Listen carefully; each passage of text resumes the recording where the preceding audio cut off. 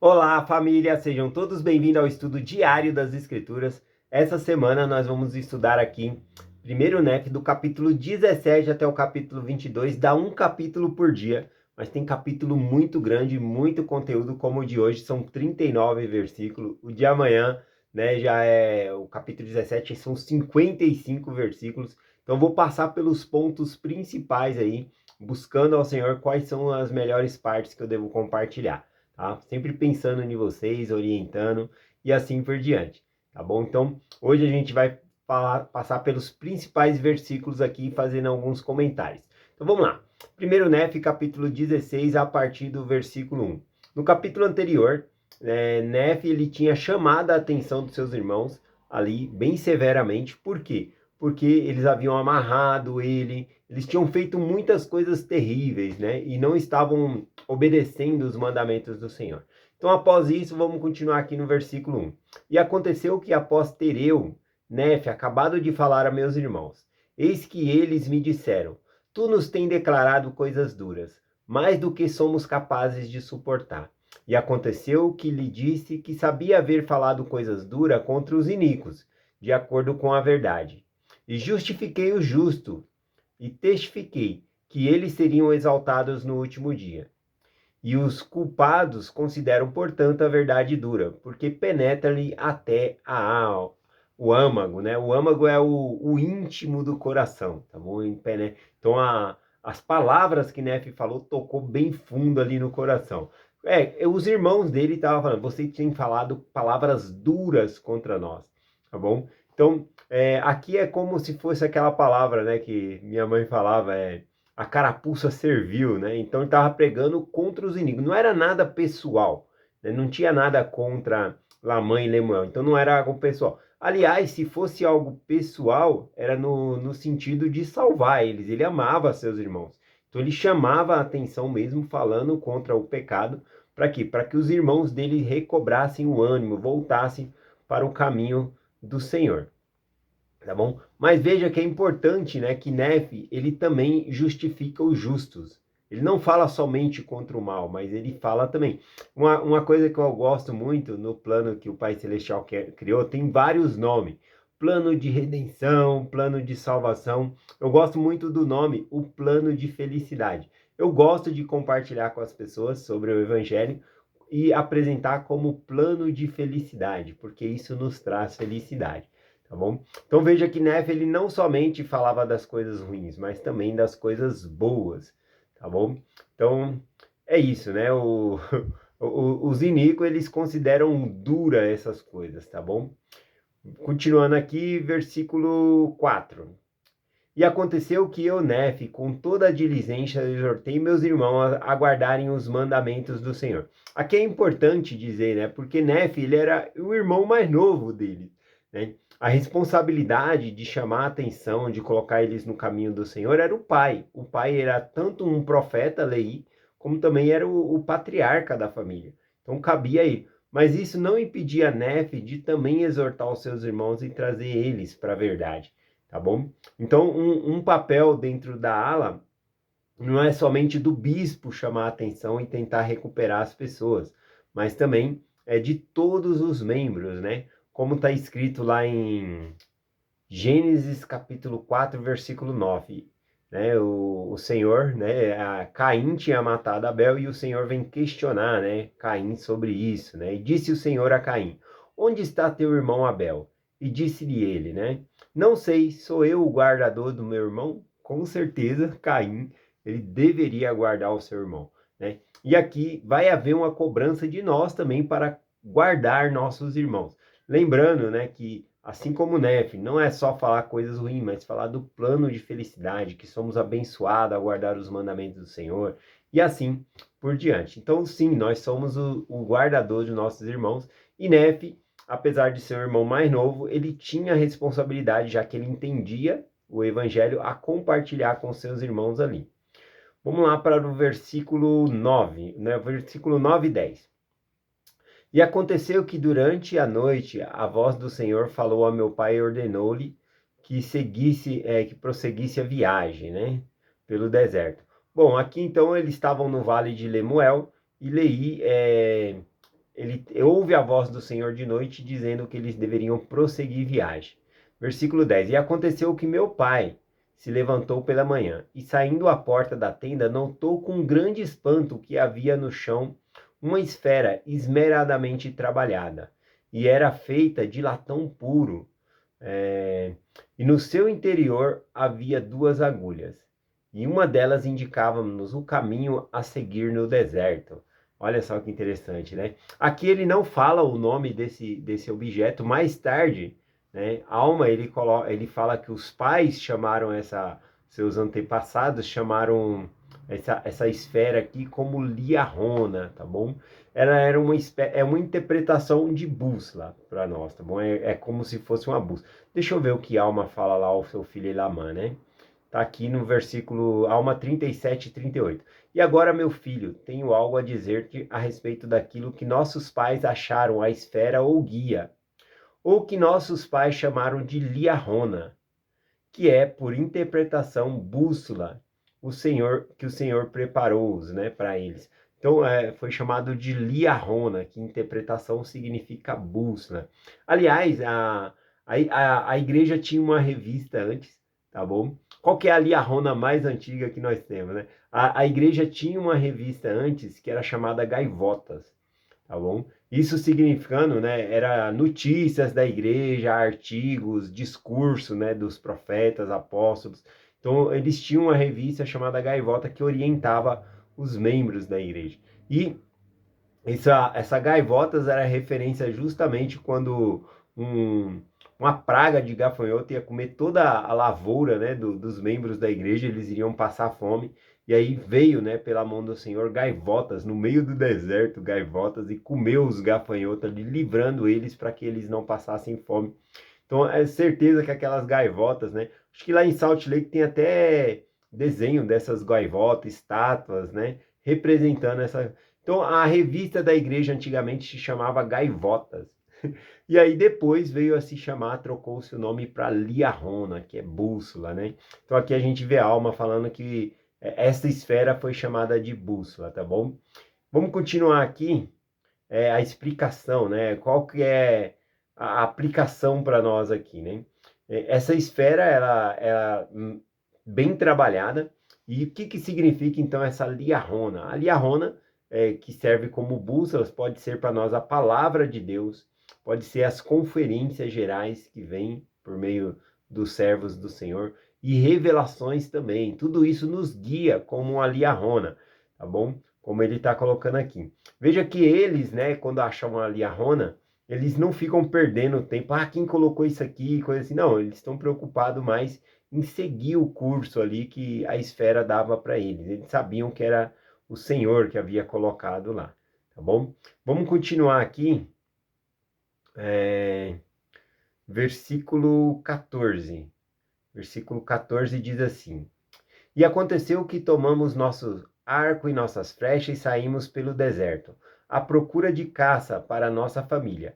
E depois de havermos obtido caça, voltamos outra vez para junto de nossas famílias no deserto, e ao lugar chamado Sazer. E saímos novamente pelo deserto, seguindo na mesma direção, e mantendo-nos nas partes mais férteis do deserto, que acompanhavam os limites próximos do Mar Vermelho. Observe, né, que o deserto sempre é sinal de dificuldade, de provação, e eles estavam no deserto. Mas mesmo assim, eles se mantinham nos lugares mais férteis. Isso significa que mesmo em nossas provações, nós podemos estar nos lugares mais férteis, nos lugares melhores, seguindo o curso de Deus, que é o que a gente vai ver aqui, ó, versículo 16. E seguimos a direção indicada pela esfera, que nos levou aos lugares mais férteis no deserto. Então, mesmo em meio a nossas provações, se nós seguirmos a orientação do Senhor, seguir a esfera, ou seja, ali a Rona, a palavra de Deus por meio dos profetas, a revelação, a gente vai estar assim, em meio a nossos problemas, mas indo pelos lugares melhores, tá bom? Dentro daquele problema, ou seja, é melhor passar o problema junto com o Senhor do que sem o Senhor, tá bom? Então, é um grande ensinamento aqui para nós. Veja que é dito que eles se manteram nos lugares mais férteis do deserto, né? lugares mais férteis é onde tem água, né? Água viva, né? Eu acredito que os desertos em nossa vida, as dificuldades, nós temos que estar junto com as águas vivas que simboliza Jesus Cristo. Versículo 18 diz assim: E aconteceu que quando eu, Nefe, saí para caçar, eis que quebrei meu arco, que era feito de aço puro. E tendo quebrado meu arco, eis que meus irmãos se zangaram comigo por causa da perda de meu arco, porque não conseguimos alimento, né? Então, aqui é muito interessante que Nefe, ao quebrar o arco, ele não põe a culpa nos irmãos, né? Ele fala, eu quebrei meu arco. Foi acidentalmente, né? Ele foi esticar ali para obter alimento, para pegar uma caça, né? Senão ele não teria esticado. E aí quebrou, tá bom? O arco acabou quebrando ali, os irmãos dele se zangaram com ele ali. Mas ele não põe a culpa na circunstância, no deserto, nos seus irmãos, e nem mesmo no aço, né? Dizendo, já estava muito usado, estava velho. Não, ele assume ali, né? Eu quebrei meu arco. Ele coloca a responsabilidade ali e não tenta arrumar desculpas, né? Para aquilo que tinha acontecido ali, por a perca do arco. A perca do arco simbolizava ali o ganha-pão deles, o sustento, tá bom? Era com o arco que eles ganhavam, né? Aí vai citar aqui que os arcos dos irmãos dele já não tinham elasticidade, né? Não lançava a flecha muito longe. E esses animais no deserto são animais selvagens, né? Se pessoas chegam perto, eles fogem, então tem que ser de longe para então isso tornou muito difícil para que eles conseguissem alimento. Então, veja bem, a perca do arco é como a perca de um trabalho, né? Que a pessoa tem o seu trabalho ali e ela perde esse trabalho. Como é que vai fazer? O arco trazia o sustento da família. Um trabalho, né? É o sustento da minha família também. Se eu perco meu emprego, eu vou ficar preocupado, vou ficar aflito também, né? Mas veja que são reações diferentes.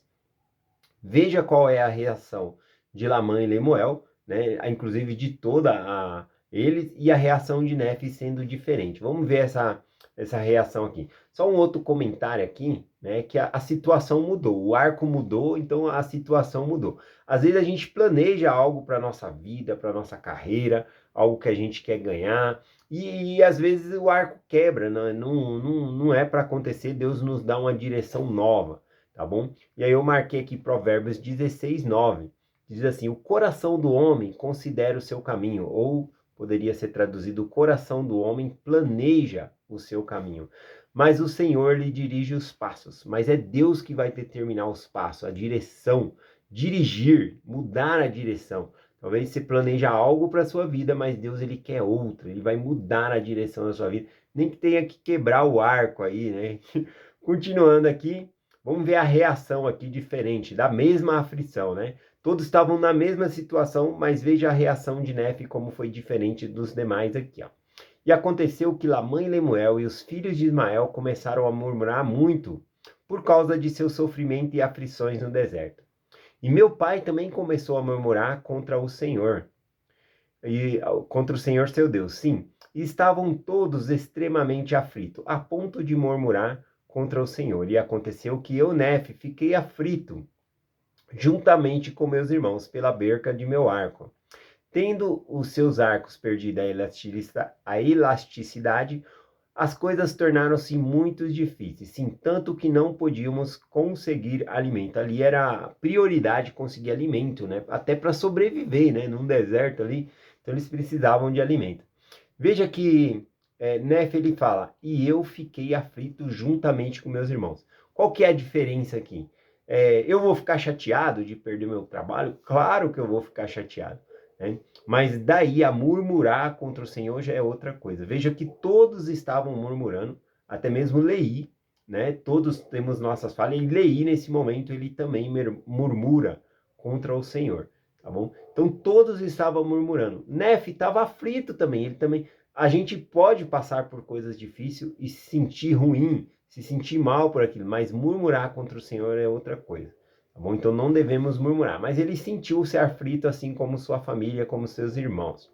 Versículo 23. E aconteceu que eu, Nefe, fiz um arco de madeira, e de uma vara reta fiz flecha, portanto me armei de arco e flecha, e com a funda e pedras, e perguntei ao meu pai onde deveria ir para obter alimento. Aqui tem vários ensinamentos, né? Por exemplo, que ele tinha um arco de aço. Agora ele tinha que se conformar com um arco de madeira. Um arco de aço é muito melhor do que um arco, né? E flecha de madeira ali, tá bom? Mas isso serve de aplicação para nós, né? Às vezes você perdeu o emprego e você fica naquela, não, não posso ganhar menos do que eu já ganhava. Mas o mercado de trabalho mudou, as coisas mudou. Talvez o salário que você ganhava naquela empresa, dificilmente você vai conseguir em outra, né? Talvez tenha que reduzir. O importante é trazer para dentro do lar o mantimento, o alimento ali para a família, tá bom? Então, quebrou o arco de aço, faz um de madeira, né? Vai ser menos, vai ter menos recurso, mas vai sustentar a família. Temos que nos reinventar para as coisas, né, que passa pela nossa vida. Então, aqui, né, ele faz um arco de madeira, né? E aí, outro ensinamento, ele pergunta ao pai dele, né, aonde ele deveria ir para caçar. Importante aqui que o pai dele também tinha murmurado. Ele poderia dizer, meu pai não é digno, né, de falar para mim onde eu devo ir, porque ele murmurou também contra o Senhor. Mas não, né, ele vai lá humildemente e pergunta ao pai dele. E é certo, o pai dele era o patriarca. Nós também temos a liderança da igreja que não é perfeita, nós também não somos perfeitos. E às vezes a gente, por ver o erro na pessoa, a gente fala, ele não é digno, eu não vou buscar porque ele não age certo. E não, aqui a gente tem que realmente enxergar o manto da pessoa, né? A autoridade que a pessoa tem e saber que Deus vai dar inspiração àquela pessoa para nos instruir e dar a revelação certa. Outra coisa também, revelação pessoal. Nós temos direito à revelação pessoal, mas às vezes essa revelação vem por meio do eclesiástico, né? Da autoridade eclesiástica, ou seja, pelos líderes da igreja. Então nós devemos buscar os líderes da igreja para nos ajudar também nessa parte aqui, tá bom? Então, ao mesmo tempo que temos que confiar na revelação pessoal, também temos que confiar na liderança da igreja e buscar a orientação deles também. Versículo 25, e aconteceu que meu pai ouviu a voz do Senhor, né? Ele foi repreendido. E ele foi realmente repreendido por ter murmurado contra o Senhor, de tal forma que mergulhou em profundo pranto. E aconteceu que a voz do Senhor disse, olha a esfera e vê as coisas que estão escritas.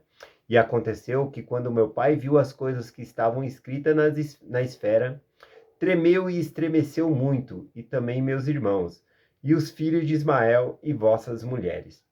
Aqui não fala, né, o que estava escrito na esfera, né? Só fala que eles tremeram, estremeceram. Mais para baixo um pouquinho vai falar que dentro da esfera tinha uma escrita e ela mudava de tempos em tempo, mas dava entendimento sobre o caminho do Senhor.